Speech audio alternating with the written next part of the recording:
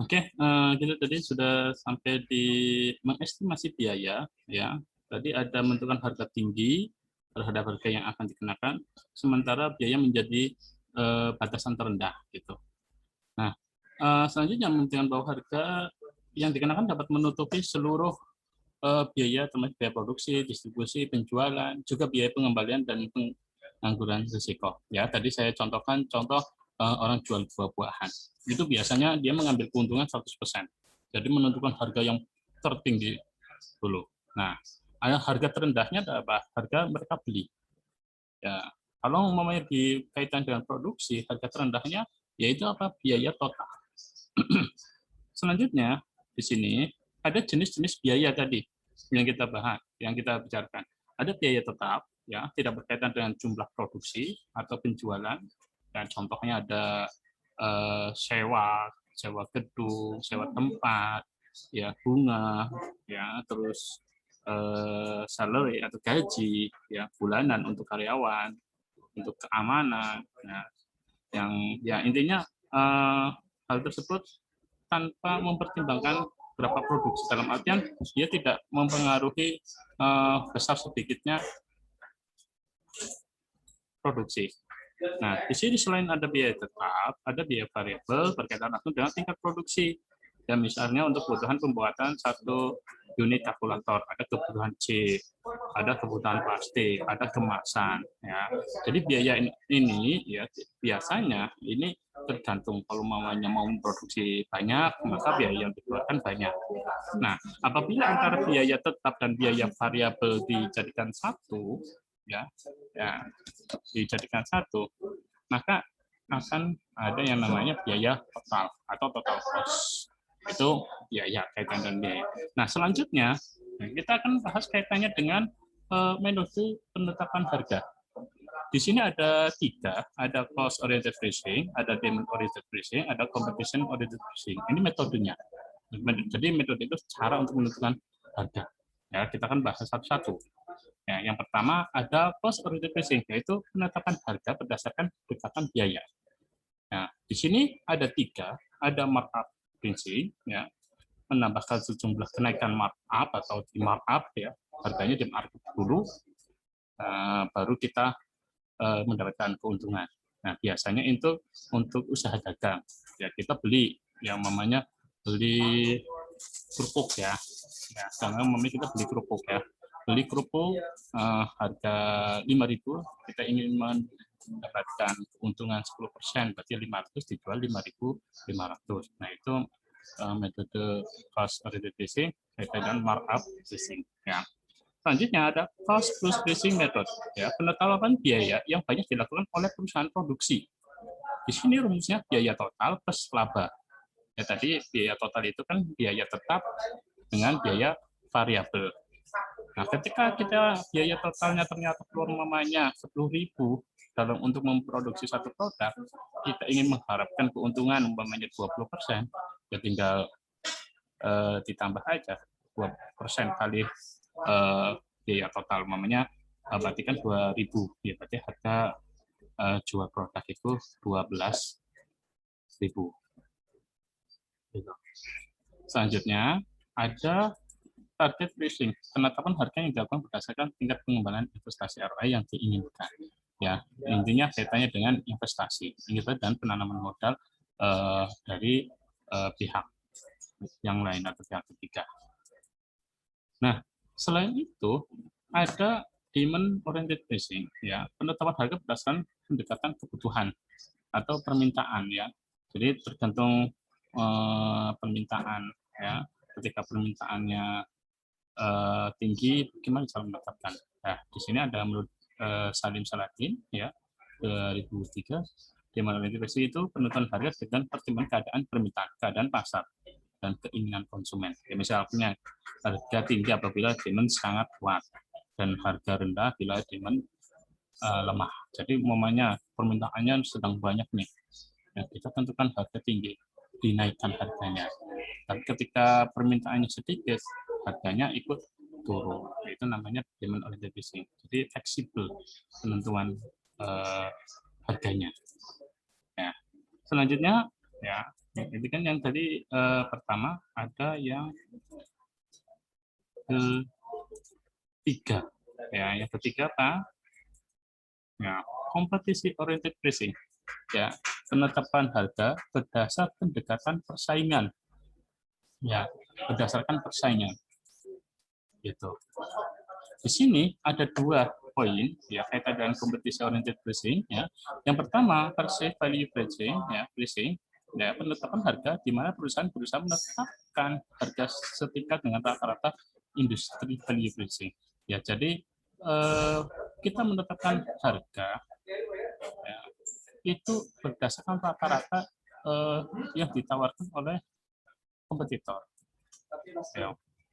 Jadi umpamanya nih kita mau main distro umpamanya, distro di Bumahayu. Kita bingung mau menentukan produk kita mau menentukan harga berapa. Kita survei harga rata-rata distro dalam menentukan harga berapa sih gitu.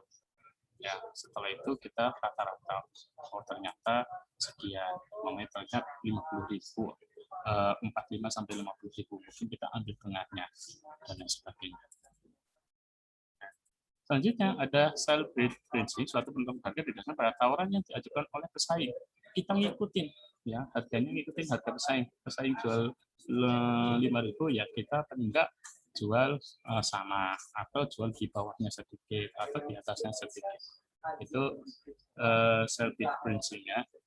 Itu metode penetapan harga. Ya, jadi ada 3 ya penetapannya. Ada cost oriented pricing berdasarkan tadi pengeluaran ya, namanya usaha dagang itu bisa markup, untuk usaha ya produksi bisa cost plus pricing ya, untuk yang investasi bisa target pricing yang ditargetkan, inti pendapatan yang ditargetkan. Nah, dari 3 metode lagi ya kita juga masih bisa apa namanya, ada penentuan harga final ya. Jadi harga final itu ya penetapan akhir gitu. Tadi metodenya nih, oh saya mau menetapkan dengan markup ya, kita kurang 10.000, tapi di sini ada penentuan harga final ya. Ini ibaratnya dengan ditetapkan dengan strategi gitu. Ada penentuan harga produk baru ya, ketika posisinya itu menjadi produk baru, seperti apa penentuan harganya. Nah, kita itu bahas seperti itu. Ketika kita punya produk baru nih, kita akan menentukan harga. Bagaimana cara menentukan harganya? Atau penentuan psikologis harga, ya untuk menyentuh psikologisnya konsumen, itu lebih ke arah strategi, itu penentuan harga kompetitif dan lain sebagainya. Nah, selanjutnya kita penentuan harga produk baru. Ya, ketika kita memiliki produk baru, ada beberapa cara atau strategi penentuan harganya. Yang pertama, skimming price, ya, menetapkan harga awal dengan tinggi. Nah, ketika produk baru diluncurkan dan semakin lama produk akan terus turun harganya. Ya, contohnya ada HP, ya, ada laptop, ada produk-produk elektronik. Itu biasanya seperti itu. Jadi ketika produk baru keluar, harganya mahal. Ya, contoh mamanya kayak Samsung, ya keluar baru harganya mahal. Tapi berapa bulan kemudian ada produk dengan teknologi dengan performa yang lebih bagus keluar lagi, maka harga yang di atas turun dengan sendirinya, turun dan lain sebagainya. Itu namanya skimming price. Itu banyak diambil atau banyak dapat kita jumpai di produk-produk elektronik. Selanjutnya ada penetrasi price, ya, menentukan harga awal yang rendah serendah-rendahnya atau murah dengan tujuan untuk penetrasi pasar dengan cepat, ya, penetrasi pasar, dan juga membangun loyalitas merek daripada konsumen. Ya, kalau contoh ini ya, tapi kalau saya sih lebih ke arah kalian pernah mengamati nggak penetapan harga produknya Tempucuk? Pernah nggak? Mas Gagas, pernah nggak mengamati harga teh pucuk pertama waktu keluar, ya, itu harganya berapa, Mas Gagas? Pernah ingat? Mungkin sih sekitar 2.500 Pak. 2.500 ya. Oke, sekarang harganya berapa? 3.500. 3.500. Tahu kapan naiknya? Nggak tahu itu Pak. Nggak tahu gitu, karena kita tidak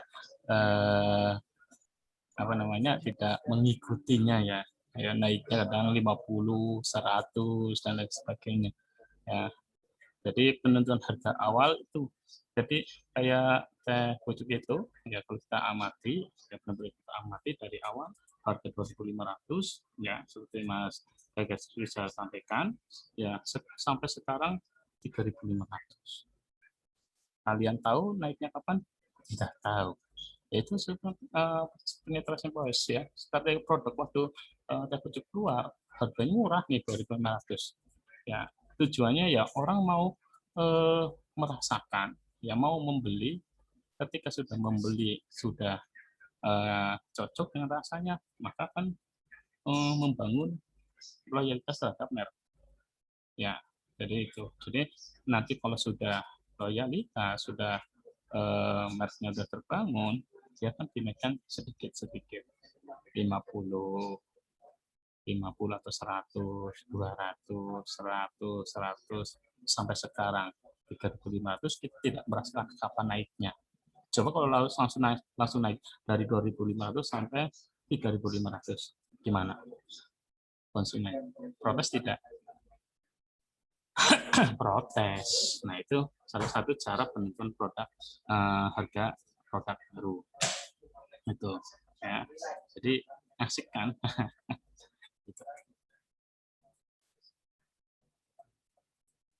Selanjutnya ya, tadi ada segini, ada penetrasi. Selanjutnya ada prestige price. Ya, penetapan harga yang tinggi demi membentuk image kualitas produk baru. Ya, ini kita punya produk baru. Ya, semuanya kita punya produk baru. Tapi kita menjualnya langsung harga tinggi, menjual dengan mahal. Ya, hal itu diiringi dengan kualitas produk. Ya, tujuannya ingin membentuk produk kita itu berkualitas. Ya. Jadi ketika produk keluar, terus langsung kita tetapkan harga yang paling tinggi. Nah, ini biasanya dilakukan oleh produk-produk yang prestis. Ya, kalau contoh ini ada Rolex, ada tas ya, Guys, ada Royce, Rolls Royce ya, ada mungkin Lamborghini, ada macam-macam. Ya, ini produk yang eksklusif ya, gitu. Nah, selanjutnya ada audit fishing. Ya, penetapan harga. Kalau ini sudah masuk, kalau ini sudah masuk ke psikologis ya, penetapan harga psikologis. Ya. Prestige pricing tujuannya apa? Si konsumen itu supaya merasa eksklusif ya, sudah merasa saya ini crazy rice itu namanya ya, atau namanya orang mampu menengah ke atas. Tujuannya yang diincar dengan menentukan prestige itu adalah produk prestis, ya prestisnya, eksklusifnya, itu yang poin pertama. Nah, poin yang kedua, ya, ada auditive pricing, ya, penetapan harga yang ganjil atau sedikit di bawah harga yang telah ditentukan dengan tujuan secara psikologis, pembeli akan mengira produk akan lebih murah. Jadi kita menentukan harga mamanya 10.000, tapi kita tentukan 9.999. Ya, padahal secara tidak langsung harganya sama.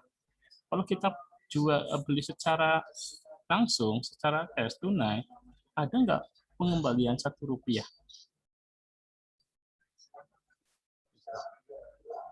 Tidak ada kan, kecuali kalau namanya transfer Rp1 itu ada.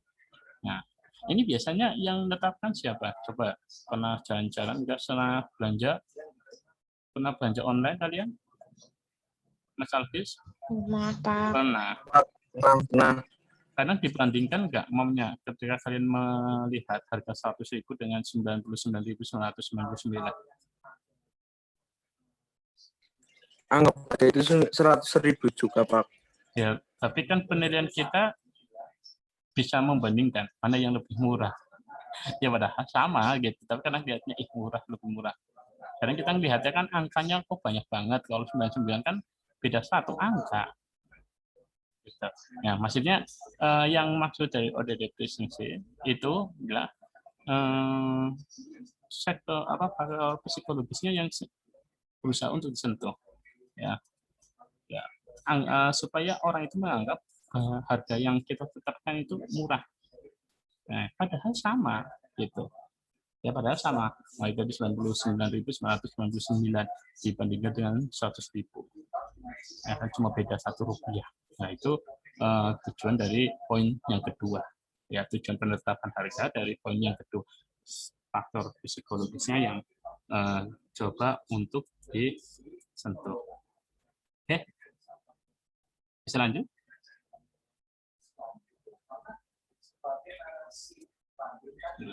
Selanjutnya ada multiple unit pricing. Ya, strategi di mana memberikan potongan harga tertentu apabila konsumen beli produk dalam jumlah banyak. Ya, contoh beli 1 2.000, beli 10 1.750. Nah, kalian pernah lihat? Pernah ke siapa yang pernah nih melihat beli 1 harga 6.000, beli 3 5.800, beli 6 ke atas 5.000 lebih rendah lagi. Gitu. Pernah nggak lihat di Bumi Ayu? Yang di Bumi di mana? Di Samsung. Ya, tujuannya apa? Untuk perputaran produk itu lebih banyak. Ya, perputaran produknya cepat. Gitu, supaya cepat. Itu tujuan seperti itu. Beli 1 harga 5.000, beli 3 harga 4.900 namanya, beli 6 4.800, 6 ke atas. Nah, ketika orang mau beli 1, sayang gitu. Sayang ada lebih murah nih 4.900.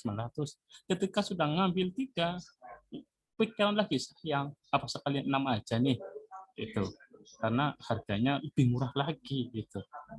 Nah, maksudnya seperti itu. Ketika orang itu agak ada rasa sayangnya, agak perasaan lah, pakai perasaan biasanya ini untuk menyentuh perasaan gitu. Perasaan perasaan kita selaku konsumen ketika membeli. Orang jadi kalap. Yang tujuan dari rumah itu beli 1, ternyata beli 6. Itu hitung-hitungannya nggak masuk. Ternyata buat parkir uangnya kehabisan. Itu nggak ada parkirnya, dikasih 1 produk nih, nah buat bayar parkir. Gitu. Ya. Nah, itu yang sering yang terjadi. Nah, selanjutnya yang keempat itu ada price winning, ya, memberikan cakupan harga yang berbeda pada lini produk yang berbeda. Kalau di sini contohnya bioskop 21 memberikan harga standar untuk konsumen jenis standar dan menggunakan harga yang lebih mahal pada konsumen bioskop yang jenis primer. Kalian contoh aja yang lain-lain ini. Contohnya kalian pernah naik kereta api?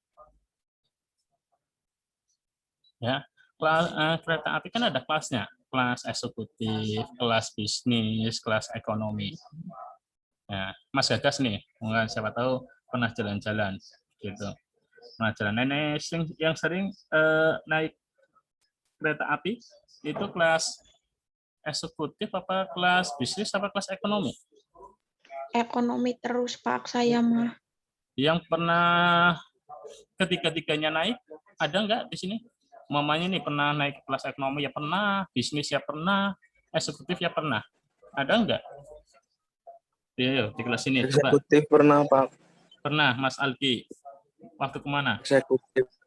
Ya Pak. Nah, ekonomi pernah? Semarang. Ekonomi pernah? Ekonomi pernah. Malah seringnya ekonomi. Nah, sekarang saya nanyakan perbedaannya ketika naik eksekutif dan ekonomi, perasaan turunnya gimana itu? Perasaan turunnya gimana? Kalau ekonomi mungkin nunduk ya jalannya ya. Mas Algi, Mas Algi, nih yang pernah naik. Mungkin ekonomi lebih bersih, AC-nya lebih dingin. Lebih pede ya. Enak. Satu arah semuanya. Enggak, maksudnya dari segi perasaan itu gimana? Lebih pede ya, apa gitu, tidak gitu.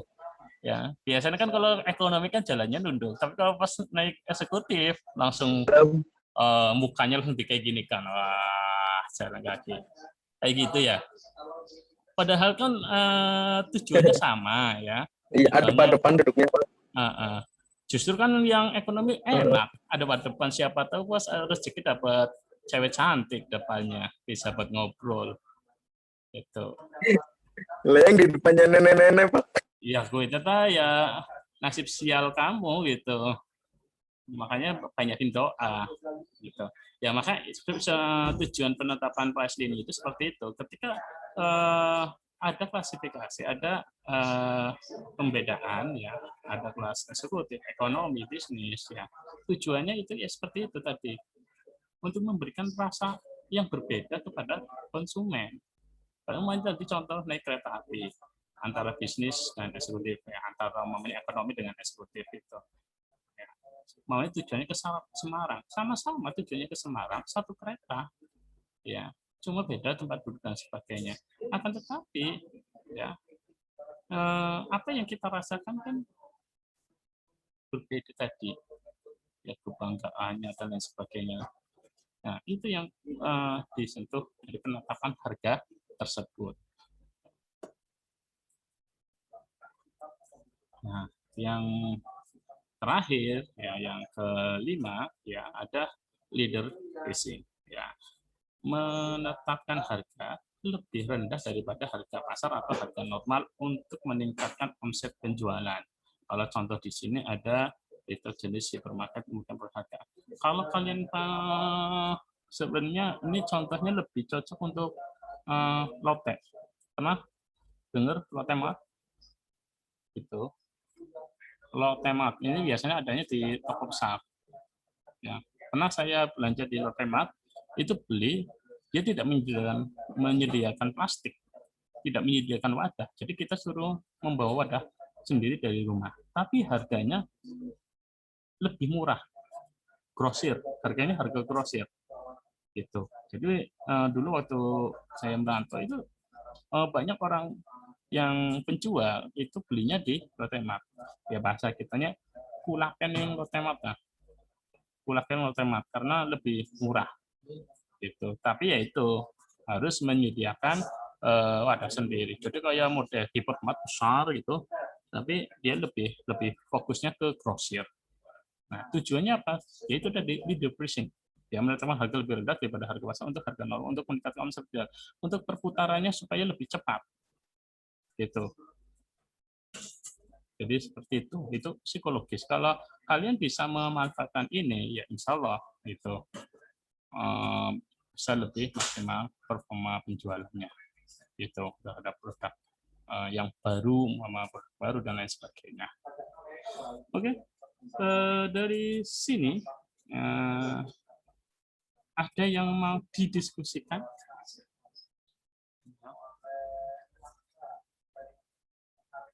Ada yang mau didiskusikan? Nanti kita sampai jam 14.50. Itu. Lanjut? Atau mau kita diskusi? Halo? Halo? Ini saya kan tidak lagi bawakan berita kan? Kalau saya ngomong sendiri, Pak Di lagi membawakan berita ini.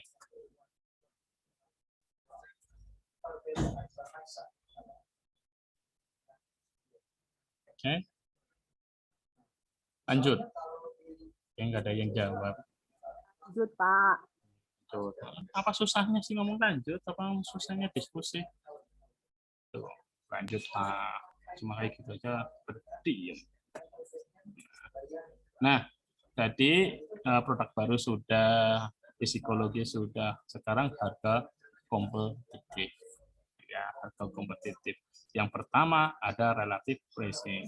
Strategi harga relatif pricing adalah menentukan harga di atas atau di bawah atau sama dengan tingkat harga pesaing, di mana gerakan harganya mengikuti gerakan pesaing. Ya, ada kompetitor, namanya kita mau jualan kerupuk ya. Kita mau jualan kerupuk, contohnya makaroni ya, ada jualan kerupuk namanya. Oh, kompetitor kita sudah punya merek nih, menentukan harganya 5.000. kita ikutin, ya.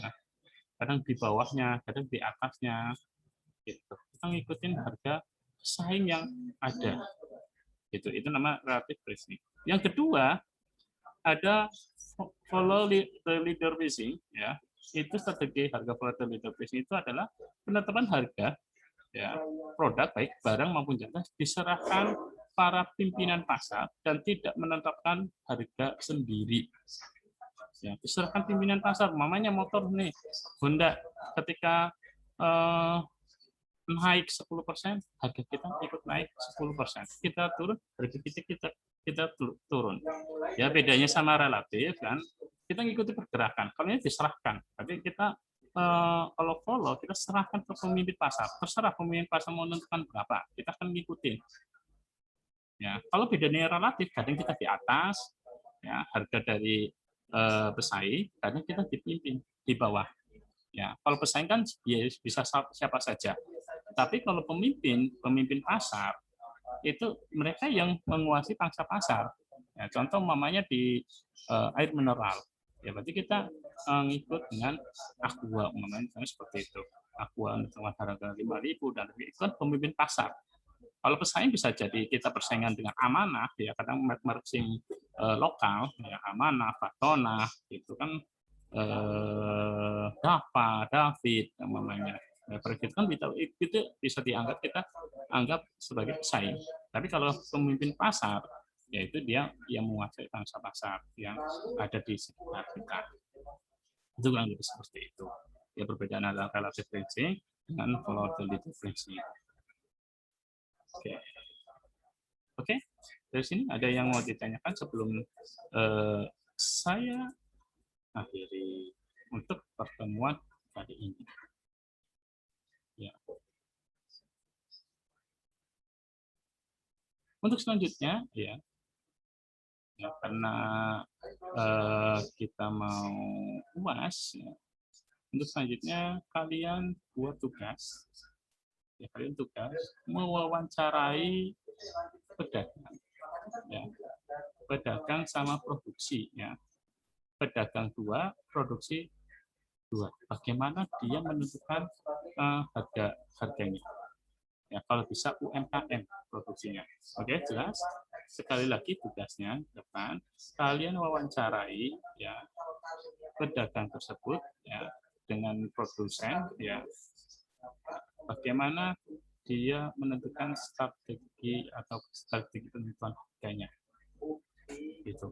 Divideokan, lalu di-upload, ya, di-upload ke masing-masing YouTube pribadi. Nanti linknya dikirimkan ke saya. Oke, jelas perintahnya.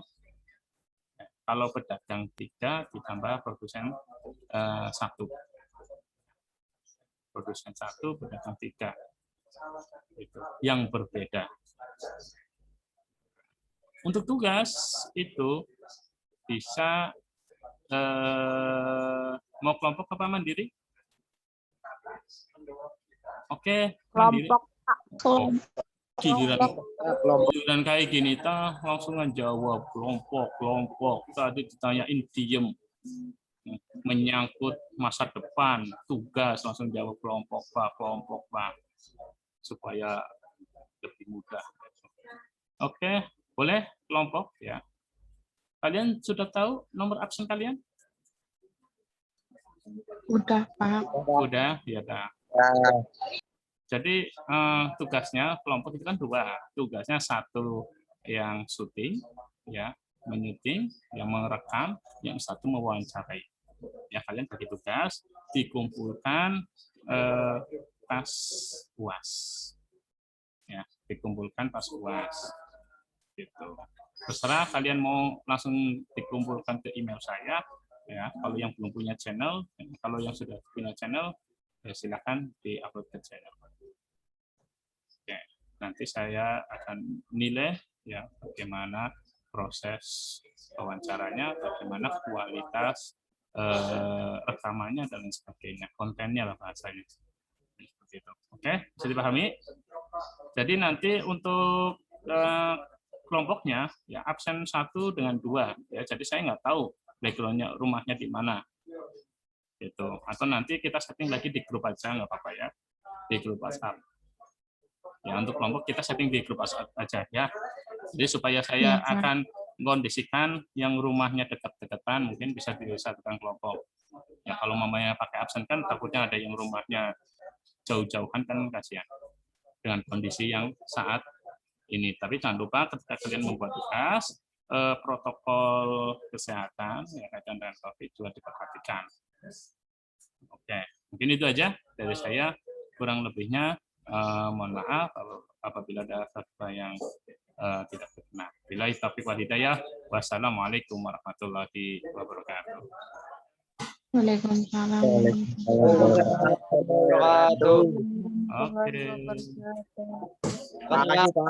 Oke. Oke.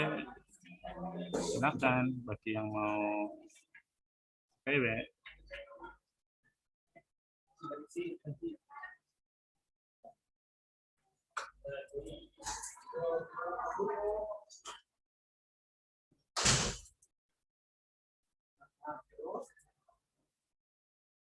Jadi kamu takut, berarti kamu takut ketika kamu mengatakan yang videonya kita buka, kamu takut